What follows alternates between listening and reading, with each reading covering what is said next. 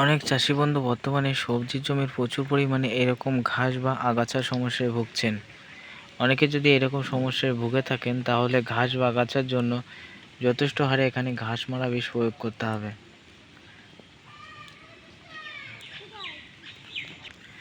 ঘাস মারা বিষ হিসেবে যদি ঘাসকে মাটি বার করতে চান পুরোপুরিভাবে, তাহলে এখানে অন্য কোনো রকম ঘাস মারা না দিয়ে একেবারে গ্লাইসেল গোত্রীয় ঘাস মারা এখানে প্রয়োগ করবেন, এবং যা প্রয়োগ করলে ঘাসকে মেরে দ্রুত কিন্তু মাটি বার করতে পারবেন।